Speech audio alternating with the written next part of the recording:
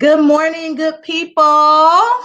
It's another great day to learn about HBCUs and the last of the grant institutions. So we're going to get into it. If you want to know what a land grant institution is, go back and watch my video from Saturday when I did an introduction on HBCUs. And I believe I started on Sunday talking about land grant institutions. So just go back and watch them. Matter of fact, watch all the Black History Month. Good this month. Anyway, so today is day 4, and I'm running out the last 4 universities, and we're talking about University of Arkansas Pine Bluff, University of Maryland Eastern Shore, Virginia State University, and West Virginia State University. So let's get into it. So University of Arkansas at Pine Bluff, I shouldn't even have to say where that is. I'm just saying. So let's talk about it. It was in 1873, State Senator John Middleton Clayton sponsored a legislative act calling for the establishment of Branch Normal College. But it was not until 1875 that the state's economic situation was secure enough to proceed with it. So Branch Normal was established as a branch of Arkansas Industrial University, which is now the University of Arkansas in Fayetteville, Arkansas.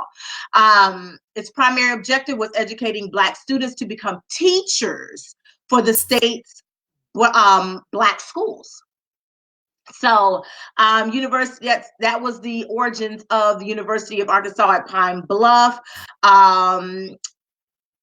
Let's see, the elected principal at the time had a salary of $1,000 a year. The first class consisted of 7 students. During the year, 75 to 80 students were enrolled, but the average attendance was 45 to 50 the last 3 months of the school year. They had several setbacks. And so, but they've endured over the years, and I'm very happy to see it. The school opened on September 27th, 1875, with 7 students in attendance. So very interesting about the University of Arkansas at Pine Bluff and their origins again. So you got to understand that.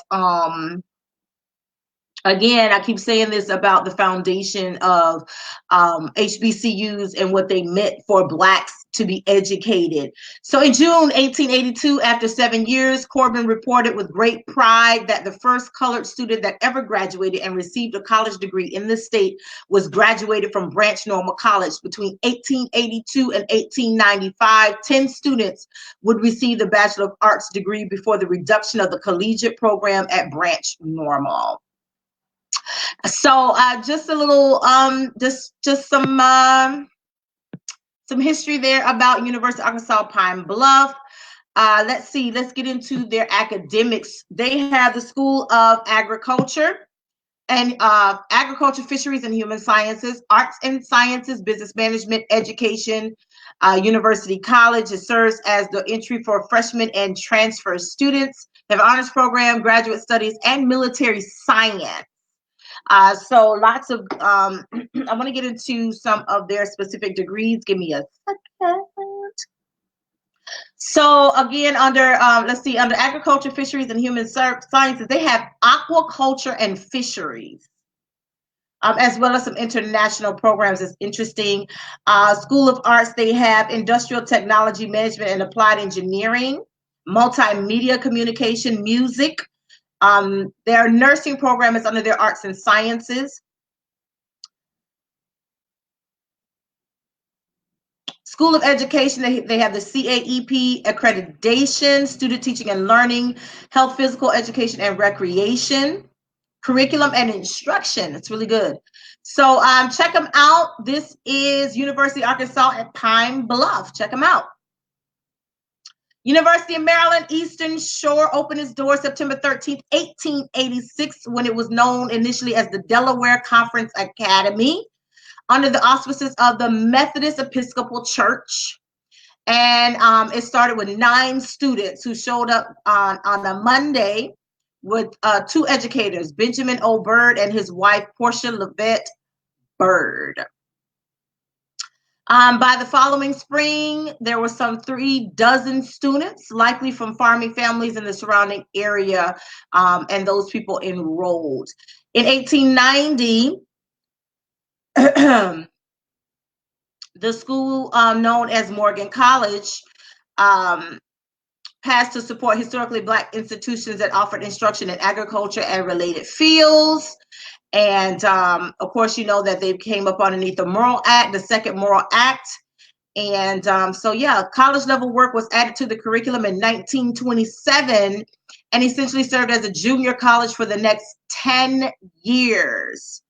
And so the state of Maryland acquired the Princess Anne campus from Morgan in 1935 for $100,000. A year later, the newly renamed Princess Anne College was placed under the jurisdiction of the University of Maryland in College Park. So they've gone through some changes. Eastern Shore has gone through some, name changes and stuff like that. But very historical, lots of stuff happening at that campus. So let's get into some of the academics.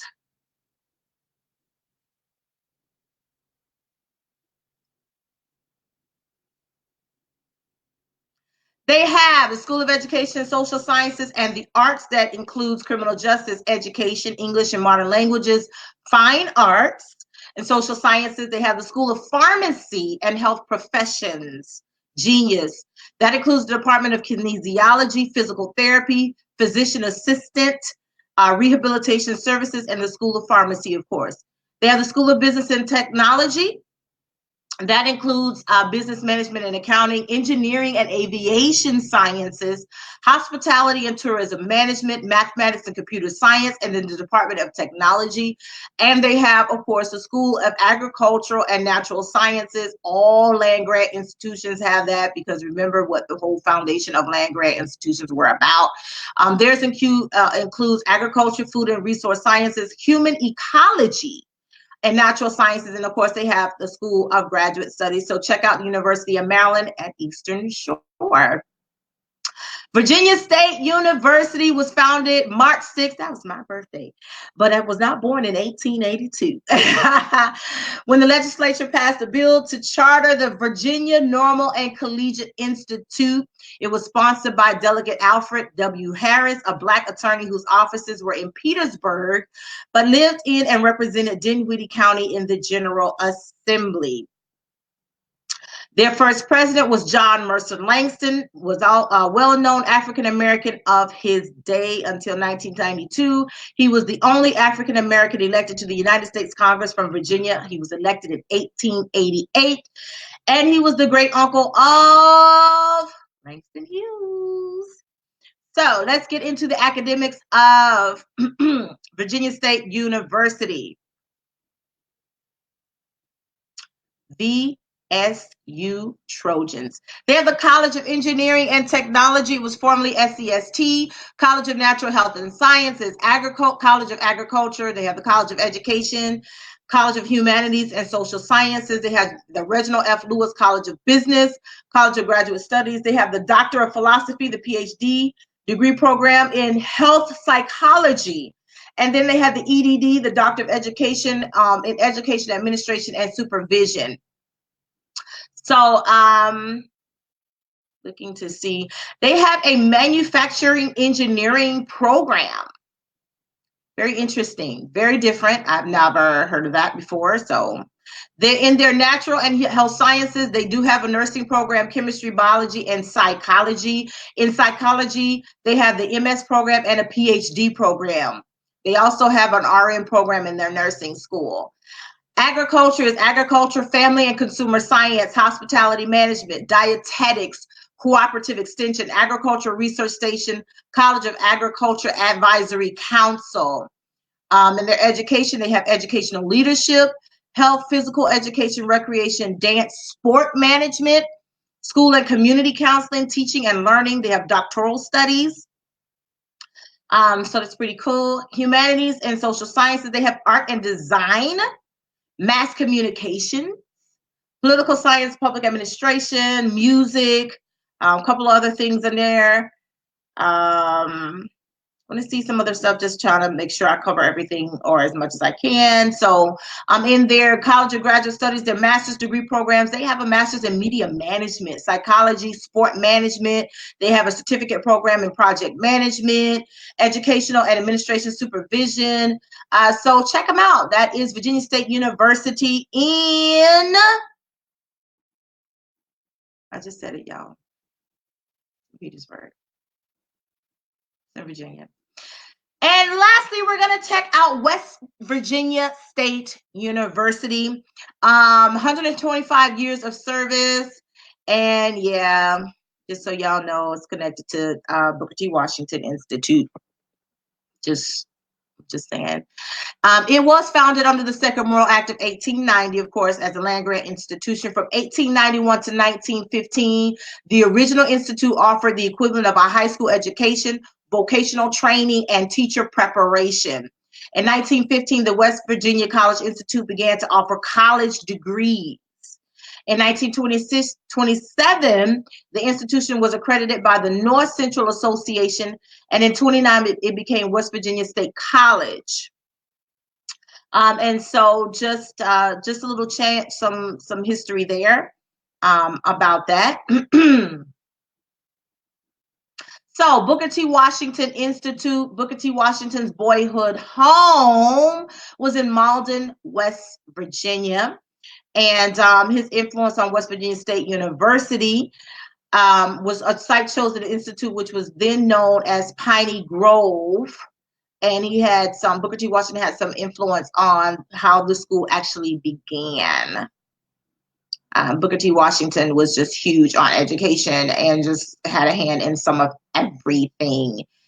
So it's not surprising that there are a lot of connections to him, not just with West Virginia State University, but other schools, colleges, and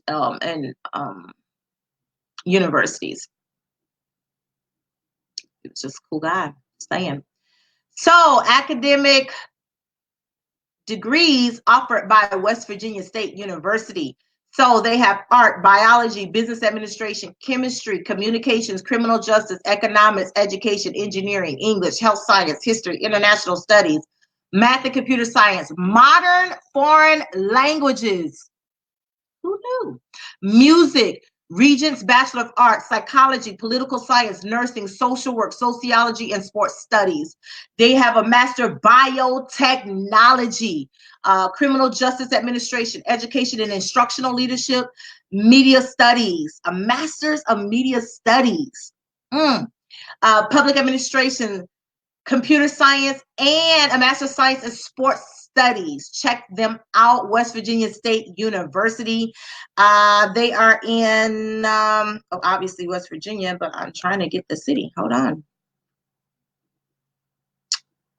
Because that I don't know by heart. Just saying.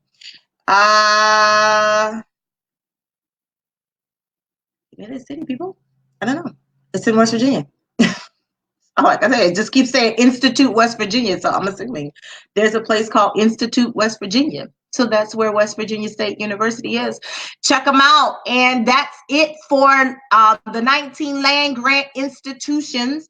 And then I'll go on to the rest of the HBCUs for the end of the month. Again, HBCUs were a solid foundation and provided so much for African Americans in the 1800s and, of course, up to today. But again, the original principle behind was simply to educate. As you can see, a common thing at least among the land grant institution, of course, was farming education among farmers. But you saw a common thread among teachers preparing African Americans to teach other African Americans or Blacks or coloreds or Negroes. Those were the terms used at the time. So education has always been a foundation, a staple among African American communities. So we start talking about the value of education is beyond getting a job. When you start looking at the history, you can't grow from your history until you know what's in your history. And the history of Blacks, African Americans, colored, Negroes, whatever term you want to use in this country, we were not even allowed to learn. And so to learn the history of these people who pioneered to start these schools so that Blacks could be educated, you owe it to yourself to become educated. Sports is all good. I'm not knocking it. But an athletic career without being able to functionally read or write is a disgrace to your ancestry and what people have really brought to the table as it relates to the African American community. So that's all I have for you today on the last 4 HBCU land grant institutions. Tomorrow we kick off, and yeah, we'll be getting into the rest of the HBCUs. And have a fantastic day. Remember to spread lots of love and light. Bye.